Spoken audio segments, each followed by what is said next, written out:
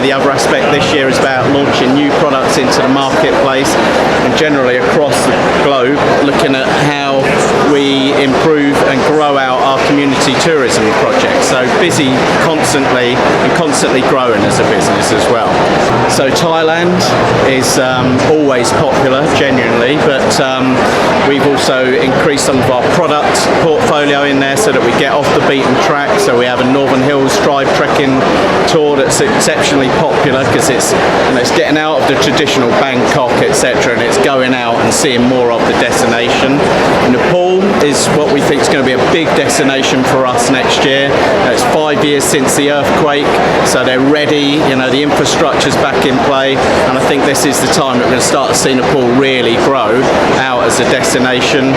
Peru's always a big destination for us as G Adventures. We have a lot of trekking tours in that area, obviously with Machu Picchu being the highlight of it.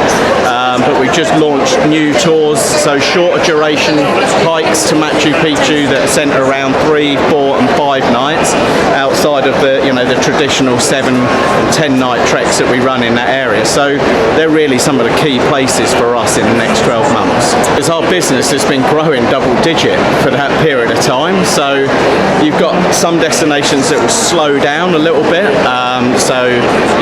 Europe used to be quite small for us, but actually we've been building that program quite significantly over the last 2 or 3 years. So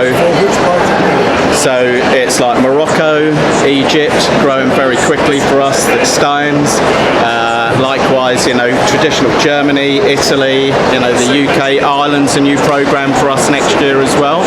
So been a lot of change in that area to reinvigorate and actually grow out that business, and that's important for us from our North American marketplace, and likewise looking at building out. So we have Europeans obviously from our business in Germany and the surrounding areas, and it's important to look at what can we produce content and product wise that services that market as well, because it's on our doorstep and low cost carriers obviously very frequent. So we don't actually have brochures that are destination based. What we do is we segment them into travel styles, and therefore you get a different demographic depending on the travel style. So I'll give you an example. We have an 18 to 30 something travel style, which clearly sits for that 18 to 30 year market, believe it or not. And then likewise, we have National Geographic Journeys, which skews to a much older demographic, generally between 45 and 50. They want a softer landing, bit more educational piece around, those tours, given that we work so closely with National Geographic.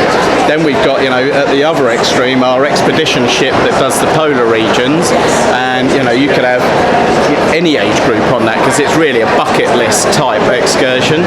But what we do find is, we have an active product and a travel style. Most people would think that active travel style is for younger people that want to get out and be more adventurous, hiking, biking or trekking, Kilimanjaro or Base Camp Everest. But what we're actually finding is the demographic on that travel style is getting older, because we're finding that actually older people are much more active now. They're gym goers, they want to be out and doing more. So you're seeing that, what traditionally in the past might have been seen as a young person's travel style, actually seeing that demographic grow quite significantly. We've had a family product line in the past as G Adventures, but actually we've just literally launched National Geographic Families.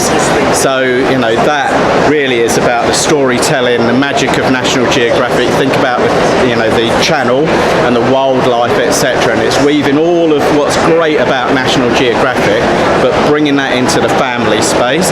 And what you'll see with that, and we definitely think this is going to be a case, is people want experiences, and therefore the multi-generational aspect of it is where you've got grandparents that rather than bestow gift or finance will want to do experience-based holidays with their families. So you've got grandparents that say, actually I want to enjoy the time that I've got, not just with my own children, but with my grandchildren. And the best way in which to do that is to go away, and do experiences together as a family, because they're the things that last long in the memory of young children as they grow up. And I think that's special, that is, and I think National Geographic Families will give us that big opportunity to get into that segment of the marketplace. So we set up community tourism projects all over the world. So if you think about our company, we're 30 years old next year, and in the first 25 years of our business, we had 25 projects around the world. And in the last 5 years, we set about a project called 50 in 5, which is we wanted to build 50 more community tourism projects within a 5-year space. Now, given it took us 25 years to get to 5, to build 50 more in that period is quite an ask. However, we smashed through that target before the 5 years was up. So our big thing at the moment is that the owner, Bruce, has just set us with a task to get to 100 projects around the world by 2020. And the big impact of doing that is the fact that we will impact at least 85,000 people's lives around the world through the work that we do with Planetera. And it means that 93% of the passengers that travel with G-Adventures will go through some form of social enterprise experience whilst on tour. So that's our big emphasis, is actually to grow the community tourism projects that we do, because that's what we're really good at. It's about giving back to local communities and making sure that money stays and the benefit of tourism is really enhanced in those destinations.